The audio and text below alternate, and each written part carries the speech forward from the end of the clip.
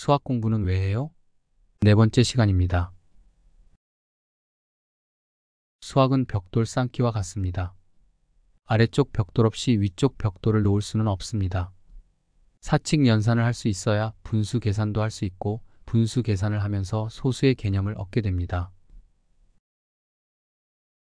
이런 식으로 개념을 확장합니다. 그런데 바뀐 교육과정에 짜 맞추다 보니 교과서의 수학의 단원들은 잘게 쪼개지고 배열은 띄엄띄엄 큰일 났습니다. 애들 입장에서도 뭐 좀 할만하면 갑자기 새로운 단원으로 바뀌고 찔끔 적응 좀 될 만하면 단원이 바뀌어 버리니 돌아서면 모든 것이 새로운 미친 상황이 되었습니다. 비즈니스 입장에서 보면 이것은 하늘이 내려준 기회였습니다. 학원가에 이미 자리 잡은 대강사들은 이건 옳지가 않다 또 바뀌어? 짜증나게 하며 귀찮아할 때 변방의 수학 강사들은 기민하게 대처 교육과정 변화의 틈새를 파고 들었습니다. 개인의 역량을 통해 형성된 권위, 카리스마 있는 강의력을 뽐내던 중앙무대의 수학 장군들은 헝그리한 변방 장수들의 조직된 힘, 특화된 교재에 속수무책 밀리기 시작합니다. 그 과정은 다음과 같습니다. 교육부가 새로운 교육과정을 시행할 때는 저학년부터 계단식 구조로 몇 해에 걸쳐 순차적으로 바꾸어 나갑니다.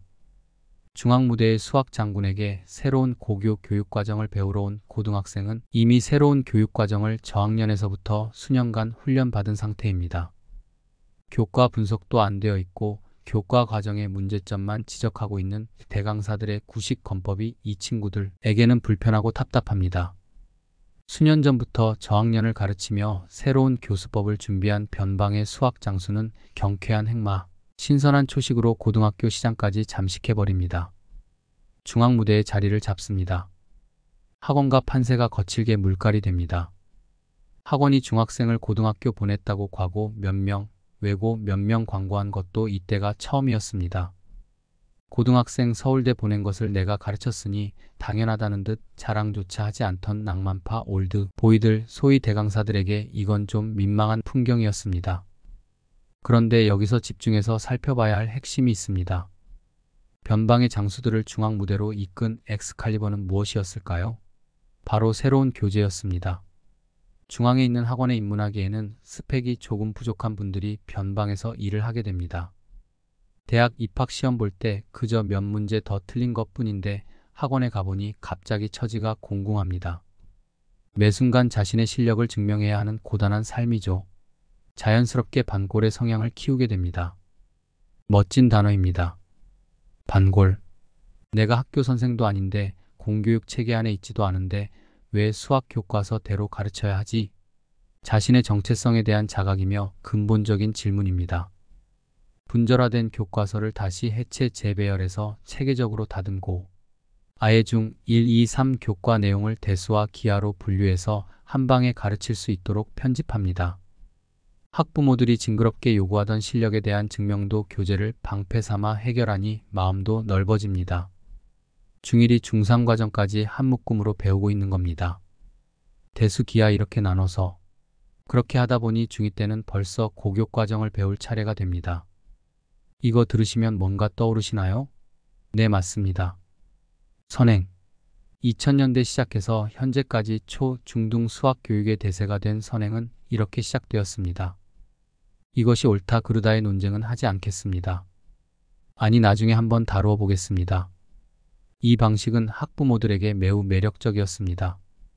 어수선한 수학 교과서에 대한 불만을 표현하던 아이들에게 제안할 근사한 대안이었습니다.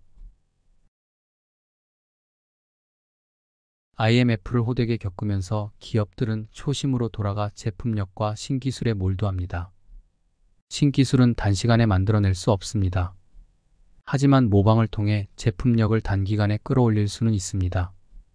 시중에 나와 있는 세계 1등 제품들의 장점들을 다 밝혀내고야 말죠. 이게 아무나 쉽게 할 수 있는 건 아닙니다. 상대가 보유하고 있는 특허의 침해를 교묘히 피하면서 비슷하게 바뀌어내는 것은 새로운 창작에 가깝습니다.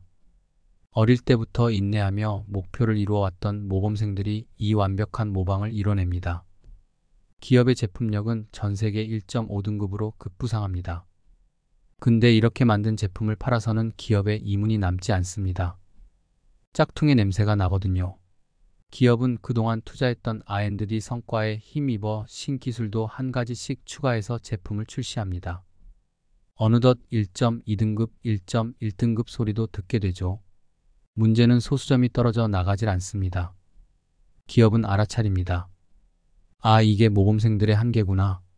주어진 틀 속에서 성실과 책임감을 무기로 기업의 뼈를 묻어준 내 형제 같은 이 모범생들 데리고 1등급을 얻을 수는 없는 거였구나. 왜일까요? 수학의 예를 들어봅시다. 수학 시험은 주어진 조건 안에서 해답을 찾는 행위라고 합니다. 인생이랑 비슷하죠. 그동안 우리가 치러왔던 시험은 찍어서 맞추던, 풀어서 맞추던, 맞추면 이 사람이 안다고 인정해줬습니다. 그런데 가끔 별종들이 있습니다. 이 문제는 다양한 풀이가 가능한 것처럼 보이지만 반드시 이 방법으로만 풀린다.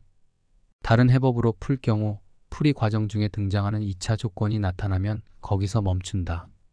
아까 우연히 맞춘 사람과 이 별종의 점수는 동일하지만 둘의 지적 깊이는 전혀 다르죠. 그동안의 시험은 평가의 방식이 너무 뭉뚱그려져서 이 둘을 구별해내지 못했습니다. 사실 이런 별종들은 농경시대나 산업화 시대에서는 배척받기 쉬웠습니다. 본인이 관심 있는 것만 몰두하고 일상의 대부분 감사하기, 동감하기, 인사하기 등을 제대로 하지 못해 싸가지 취급받기 쉬운 캐릭터죠.